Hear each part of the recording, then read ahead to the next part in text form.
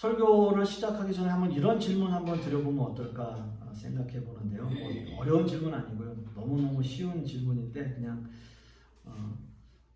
한번 들어봐 주십시오. 어떤 사람이 제일 무서운 사람일까 한번 생각해 보세요. 어떤 사람이 제일 무서운 사람일까요? 첫 번째, 살려고 막 발버둥 치는 사람, 무서운 사람일까요? 두 번째, 죽기 살기로 달려드는 사람, 이 사람이 무서운 사람일까요? 세 번째, 마지막, 죽자고 덤비는 사람. 1번, 2번, 3번. 어떤 사람이 제일 무서운 사람이에요? 살려고 발버둥 치는 사람. 두 번째, 죽기 살기로 달려드는 사람. 세 번째, 죽자고 덤비는 사람. 여러분 생각은 어떠세요? 답을 모르시는, 제가 어려운 질문들을. 그러니까 제 생각에는 죽자고 덤비는 사람일 것 같아요. 살려고 발버둥 치는 사람도 안 무섭고, 죽기 살기로 덤비는 사람도 안 무서운데, 죽자고 덤비면 그것만큼은 어떻게 할 수 없는 게 아닌가라는 생각을 한번 해봅니다. 질문이 어려웠다면 죄송합니다. 목숨을 걸고 달려드는 사람은 아마 누구라도 말릴 수 있는 재간이 없을 거예요. 그만큼 목숨에 대한 생명이 주는 그 힘이 너무나 크기 때문이죠. 오히려 살자고 덤비는 사람은 그렇게 무서운 사람은 아닐 것 같아요.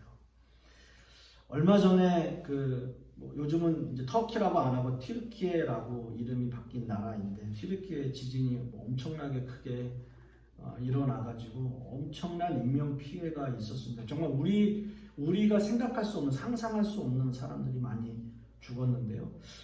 그런 와중에도 보면은 정말 인간의 한계를 극복하고 살아남는 사람들이 있잖아요.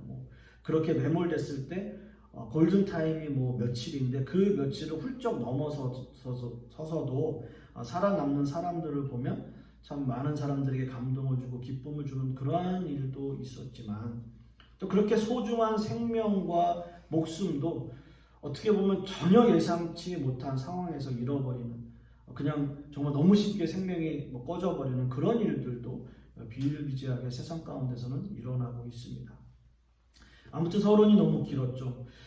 우리는 살려고 노력하고, 잘 살려고 우리는 노력을 합니다. 그러나 조금 더 깊이 우리의 인생을 생각해 보면 인간은 다 누구나 죽을 수밖에 없고, 또 인간의 마지막은 결국은 죽음이라는 거죠. 그래서 이런 상황에서 우리는 두 가지의 선택밖에 없을 것 같아요. 하나는 죽음에 대해서 아예 생각을 안 하고 살던지. 근데 거의 대부분 사람들이 죽음에 대해서 생각하고 사는 사람들은 거의 없잖아요. 그런 사람이거나 아니면 죽음에 대해서 좀 초연해진 사람이거나, 좀 초연한 모습으로 죽음에 대해서 초연해지는 모습으로 사는 것이나, 이렇게 살 수 있지 않을까 생각을 해봅니다.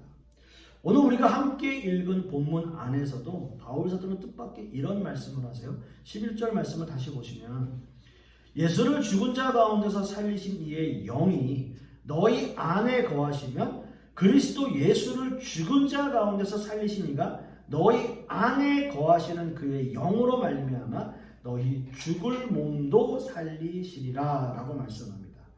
마지막 절을 다시 한번 보시면, 마지막 그 후반절을 보시면 너희 죽을 몸을 살리신다 라고 말씀하고 있습니다. 여러분 한번 잘 생각해 보세요. 우리의 몸은 썩어 없어집니다. 성경에서도 너희 몸은 흙으로 만들어졌으니까 흙으로 돌아갈 것이다 라고 말씀하고 있는 것처럼 우리의 몸은 썩어서 흙으로 돌아갑니다. 그렇다면 바울 사도가 이야기한 것처럼 우리의 몸을 살리는 것이 아니라 우리의 그냥 영만 살린다 라고 이야기를 해야 하는 게 맞는 표현인 것 같은데, 바울 사도는 분명 너희 몸을 살린다 라고 이야기하고 있어요. 우리가 좀 이게 헷갈릴 수가 있는데, 헬라어 원어를 보면 이 말씀에 대해서 좀 더 구체적으로 우리가 알 수 있습니다. 여기서 이 말씀은 하나님이 우리의 죽은 육체를 살리신다라는 뜻이 아니고요, 우리의 몸이 지니고 있는 한 인격체를 살린다라는 뜻으로 표현이 되고 그렇게 사용되었어요. 그래서 바울 사도는 헬라어로 육체라고 하는 의미의 사르크스라고 하는 그 사르크스라는 단어를 사용하지 않고 헬라어로 또 하나의 몸에 대한 그 단어인 소마라는 단어를 사용했어요. 그래서 이 소마라고 하는 것은 영과 결합해서 온전하고 구체적인 한 인간을 표현할 때, 한 구성 요소, 한 인격체의 구성 요소를 표현할 때 그 헬라어 단어로 소마라는 단어를 써요. 근데 이것은 번역이 그냥 몸으로 표현이 돼요. 몸으로 번역이 돼요. 그러니까 사르크스라고 하는 헬라어 단어도 몸으로 번역이 되고 소마라고 하는 단어도 몸으로 표현이 되는데 그 원론적인 뜻은 다르다는 거예요. 그래서 바울 사도가 마지막 절에 너희 죽을 몸도 살리리라 라고 하는 이 몸은 사르크스가 아니고 소마예요. 소마라고 하는 것은 영과 결합된 한 인격체를 의미하는 겁니다. 그러니까 몸을 살린다라고 하는 우리가 생각하는 우리의 몸이 썩어지고 없어지는데 어떻게 살리지? 라고 하는 것은 아니라는 거예요. 그렇게 우리의 죽을 몸을 살리는 하나님은 구체적으로 어떤 분이시냐라고 하는 거죠. 오늘 말씀에 보면 예수 그리스도를 죽은 자 가운데서 살리신 이, 예수 그리스도를 살리신 이가 그분이 우리의 죽을 몸을 살릴 것이다 라고 말씀하고 있는 거죠. 죽었다라고 하는 것은 다시 살아나지 못한다는 것을 의미합니다. 여러분 간혹 기독교 음모론자들이 이런 이야기를 하는 사람들이 참 많이 있었어요. 그러니까 예수님께서 십자가에 달려서 완전히 죽으신 것이 아니라 기절하셨었을 것이다. 그래서 기절하셨던 분을 그분이 다시 깨어나서 우리가 그 예수 그리스도가 살아났다 라고 얘기하는 거다 라고 하는 사람들이 꽤 많이 있었어요. 그래서 그런 음모론자들이 말했던 것처럼 예수님께서 기절했다 다시 살아나셨다 또는 어떤 사람들은 정말 죽었다가 내가 천국에 갔었다 그런 흔히 어떤 표현을 임사체험이라고 하나요? 그런 것들을 했다. 그래서 천국을 갔다 왔다. 그래서 다시 살아났다. 이렇게 얘기하는 사람들도 있는데 그것이 정말 죽었다라기보다는 그런 임사체험을 통해서 그가 다시 살아났다라는 것보다는 그렇게 이제 표현을 할 수 있는, 그러니까 완전히 죽었다라고 표현은 할 수 없다라고 하는 것이죠. 그렇지만 오늘 말씀에서 보시면 예수님은 정말 돌아가셨습니다. 죽으셨습니다. 무덤에 묻히셨습니다. 그리고 부활하셨어요. 여러분 예수님의 그 부활은 다시 죽을 몸으로 돌아간 게 아니에요. 그러니까 예수님께서 부활하신 그 몸은 지금 우리가 가지고 있는 이 몸의 형태가 아니에요. 우리가 가지고 있는 이 몸의 이런 모습이 아니고 부활체의 몸이에요. 물론 예수님께서는 그 손에 몸도 만져보게 하고 못자국도 만지게 하고 옆구리도 만지게 해서 정말 그냥 우리의 몸인가? 라고 생각할 수 있겠지만 그렇지 않아요. 그런 모습들을 가지고 계셨지만 어쨌든 예수님께서 부활하신 그 부활의 몸은 부활체의 몸이에요. 우리가 상상할 수 없는, 우리가 생각할 수 없는 또 다른 새로운 생명으로 변화되신 겁니다. 그 몸은 마지막에 종말에 우리의 모습도 그러한 모습으로 완전한 모습으로 변화될 거예요. 여러분 믿으십니까? 그게 부활체의 몸이에요.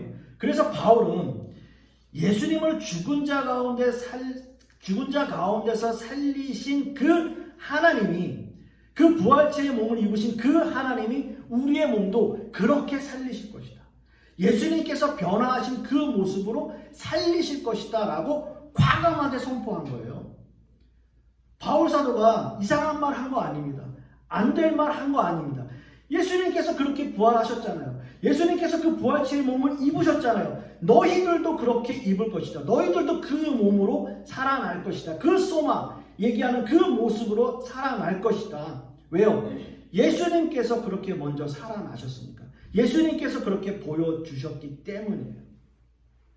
그래서 바울 사도는 우리의 몸이 다시 사는 데는 중요한 것이 있다라고 이야기하는데 그것은 영이라고 선포를 해요. 영. 중요한 것은 영입니다. 우리의 몸이 다시 살아나기 위해서 예수 그리스도께서 부활하신 그 부활체의 몸을 입기 위해서 중요한 한 가지는 영이에요. 그래서 11절 말씀을 다시 보시면 예수를 죽은 자 가운데서 살리신 이의 뭐가요?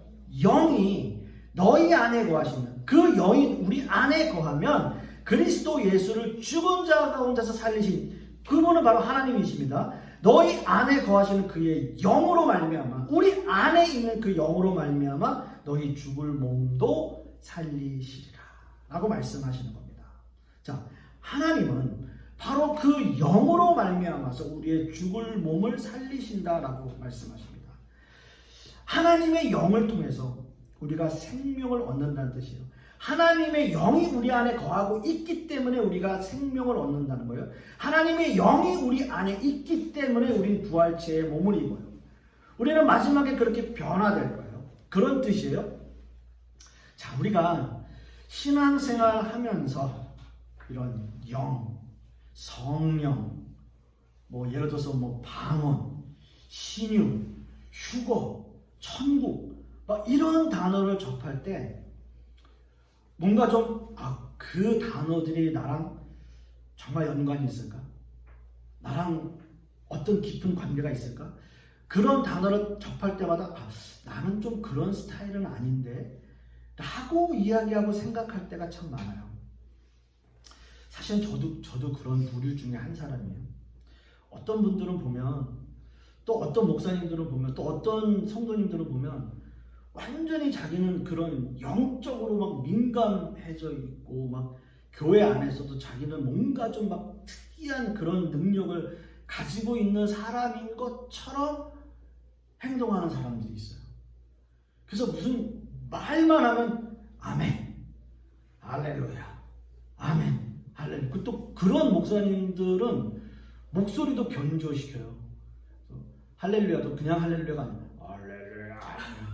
아멘도 아멘 이러고 희한하게 목소리까지 이렇게 변조해가지고 하시는 분들 있어요. 정말 있어요. 그리고 설교도 했습니다 이렇게 목소리 좀 옛날에는 한참 순복음 교회가 이렇게 저가 하실 때는 조영기 목사님 흉내내는 사람들 정말 많았어요. 정말 많았어요.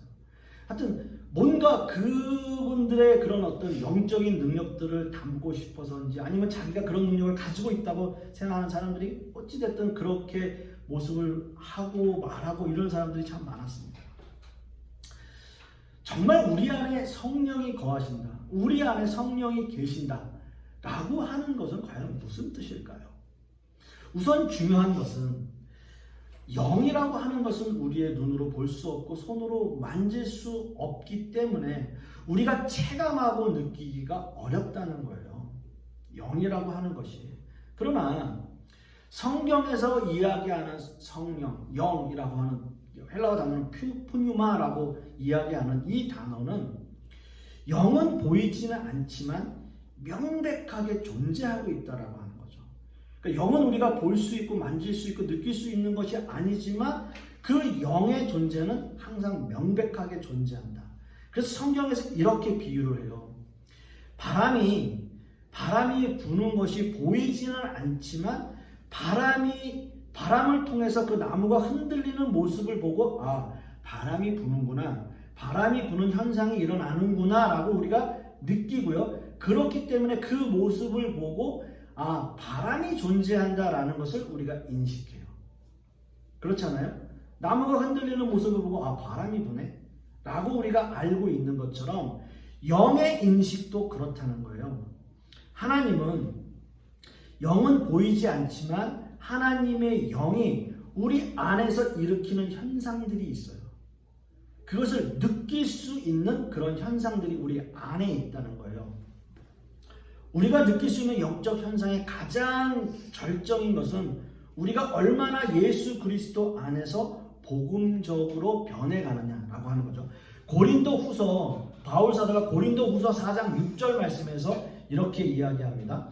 하나님이 예수 그리스도의 얼굴에 나타난 하나님의 영광을 아는 빛을 우리 마음에 비추셨느니라 라고 이야기해요. 그러니까 우리 마음 안에, 우리의 성령이 우리 안에 거하시면 하나님의 영광을 아는 빛을 우리가 자꾸 마음에 비춘다고요. 우리가 비춰지는 거예요. 그렇게 우리가 성령이 우리 안에 거하시면 나를 통해서 뭔가 자꾸 예수 그리스도 또는 말씀, 십자가와 부활, 이런 예수 그리스도의 모든 것들이 우리를 통해서 자꾸 나타나는 것이 느껴지게 되는 거예요. 그것이 깨달아지게 되는 거예요. 그래서 바울 사도가 로마서 8장 10절 말씀을 통해서 이렇게 선포합니다. 또 그리스도께서 너희 안에 계시면, 우리 안에 영이 임하면 몸은 죄로 말미암아 죽은 것이나 영은 의로 말미암아 살아 있는 것이다. 몸은 죽어 있는 것이지만 영은 산다라고 이야기하고 있어요. 몸이라고 하는 것은 아무리 노력해도 스스로 생명을 얻을 수 없어요. 몸이라고 하는 것은, 우리의 몸은 죄로 인해서 죽을 수밖에 없는 속성이에요. 그런 존재예요. 그러나 이 몸이 영이 있어야 이 몸이 살아있는 거잖아요. 존재하고 있는 거잖아요. 근데 그 하나님의 영, 그렇지만 하나님의 영이 우리 안에 거하시는 것이 진정한 생명이 우리 안에 있는 것이라고. 하나님을 믿지 않으면 그건 죽어가는 영이에요. 그냥 몸은 살아 움직이는 것처럼 보이지만 그건 죽어 있는 거예요. 그냥 죽어가는 거예요. 잠시 그 생명이 유보되어진 것 뿐이에요. 그것이 예수 그리스도를 통해서 얻어진다는 거예요. 예수 그리스도를 통해서 우리 안에 영이 살아있음을 통해서 예수 그리스도를 향한 빛이 우리 한 사람 한 사람을 통해서 계속 나타나는 거예요.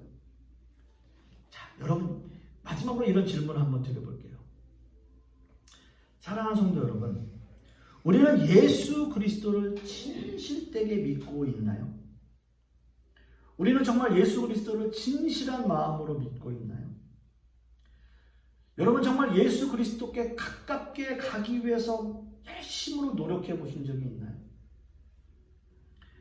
예수 그리스도를 통해서 내가 정말 생명을 얻었고 그 생명을 얻은 것 때문에 어떤 그 확신과 기쁨이 우리 안에 있나요? 우리 몸은 결국 죽어 없어질 것이지만 우리의 영은 살아서 우리의 영의 삶은 더 풍성해질 것이라는 그러한 확신과 마음이, 믿음이 정말 여러분 안에 있나요? 예수 그리스도께서 십자가에 나를 위해서 죽으시고 또 예수 그리스도께서 나를 위해서 부활하셨다는 것을 여러분 믿고 깊이 인식하고 있나요? 지금까지 제가 말씀드린 이런 질문들에 대해서 한 번도 나는 고민해 본 적이 없다. 한 번도 나는 생각해 본 적이 없다. 그렇지 않다면 여러분들은 이미 여러분 안에 하나님의 영이 임하고 계시는 거예요. 그게 내가 살아있다는, 내가 하나님 안에 나의 하나님의 영이 살아있다는 증거예요. 내가 자식 때문에 무릎 꿇고 하나님 앞에 기도하는 그 마음이 있고 또 내 남편이 어떻게 되든 열심히 살고 그렇게 하는 것이 내가 감사해서 하나님 앞에 기도하고, 여러분들이 정말 어떻게 해서든 하나님 앞에 내가 조금이라도 더 무릎 꿇고 기도할 때마다 하나님께서 내 기도 들어주시겠지. 하나님, 내가 이 땅에서 잘되고 축복받는 것도 하나님의 뜻 아닌가요? 라고 내 마음속에 조금이라도 그런 마음을 가지고 내가 기도한다면 내 영이 살아있는 거예요. 내 안에. 그게 영이에요. 그 영이 내 안에 살아있는 거예요. 이런 것에 대해서 여러분 한 번도 고민이 없었던 사람 없을 거예요. 내 안에 어떻게 성령이 있는지 아느냐, 내 안에 어떻게 하나님의 영이 임재하시는지 아느냐. 그래서 알 수 있어요. 왜요? 고민하니까요. 자꾸 고민하게 되니까. 자꾸 기도하게 돼요. 자꾸 매달리게 돼요. 하나님, 이런 문제 있어요. 하나님, 제가 지금 이런 상황 속에 있어요. 하나님, 제발 좀 도와주세요. 하나님, 좀 제발 함께 해주세요. 제가 할 수 있는 게 아무것도 없습니다. 그렇게 되는 거예요. 내 안에 하나님의 영이 계시는 거예요. 마지막 9절 말씀을 보면, 만일 너희 속에 하나님의 영이 거하시면 너희가 육신에 있지 아니하고 어디에 있다고요? 영에 있나니. 누구든지 그리스도의 영이 없으면 그리스도의 사람이 아니다 라고 말씀하고 있어요. 그리스도의 영이 아니라고요. 우리 안에 성령이 계시기 때문에 우리는 하나님의 영을 우리의 마음속에 가지고 있는 사람들이에요. 말씀을 맺으려고 합니다. 사랑하는 성도 여러분, 저는 중학교 시절에 하나님의 영이 나와 함께 하신다는 사실을 분명히 깨닫고 알았어요. 중학교 1학년 때 분명히 기억이 나요. 그때 그 은혜로 인해서 물론 중간에 방황하고 또 하나님을 제 딴에는 떠났지만 하나님께서 저를 붙들었고 계셨겠지만 그러다가 어찌됐든 그 은혜 가운데 붙들려서 목회자가 됐어요. 물론 목회자라고 하면 정말 한 번쯤은 정말 부흥이라고 하는 것을 한번 꿈꿔보고 일으켜보고 그런 생각을 할 수 있겠지만 그런 걸 다 떠나서 그렇게 목회자가 됐고 하나님의 생명이 내 안에 거하신다는 그 사실만으로도 저는 사실 죽음에 대한 두려움이 그렇게 있지 않은 사람이에요. 물론 아쉽겠죠. 그것은 그저 남아있는 사람들과 함께 시간을 더 보낼 수 없기 때문일 거예요. 다른 건 없어요. 하나님의 영이 내 안에 계신다는 것이 확실해지고 내가 다시 살아날 수 있고 내가 부활체의 몸을 입고 우리 모두가 함께 다시 만나는 그날을 고대하며 우리는 살아가는 거죠. 그렇게 살리시는 거예요, 우리를. 하나님께서 우리를 그렇게 살리신다는 것을, 그렇게 우리가 생명을 주신다는 것을 여러분 분명히 알고 믿고 예수 그리스도 안에서 우리가 살아간다면 이러한 죽음도 두렵지 않은 그러한 삶을 사시는 저와 여러분 되실 수 있기를 간절히 소망하겠습니다. 기도하겠습니다. 아버지 하나님, 오늘 바울 사도의 이 말씀을 우리 마음밭에 온전히 새기며 우리가 어떻게 예수 그리스도의 영이 우리 안에 거하시는 것임을 우리가 다시 한번 말씀을 통해서 깨닫습니다. 주님 앞에 간절한 마음으로 기도하고 주님 앞에 우리의 삶을 온전히 드릴 때 주님께서 우리 안에 계시고 나와 함께 하신다는 것을 우리가 느끼게 하여 주시옵시고 또 그러한 믿음 가운데로 살아가는 우리 성도님들 되게 하여 주시옵소서. 이 모든 말씀 우리 주 예수 그리스도의 이름으로 기도하고 이제는 우리 주 예수 그리스도의 은혜와 아버지 하나님의 극진하신 사랑과 성령님의 내주 교통하심이 오늘 말씀을 통해서 우리 안에 영이 살아계시고 또 우리가 영원히 산다는 것을 믿고 의지하고 소망하는 우리 하나님의 백성들 머리 위에 그 자녀들 위에 그 사업과 직장 위에 그리고 풍요로운 교회 위에 이제부터 영원토록 함께 있을지어다. 아멘.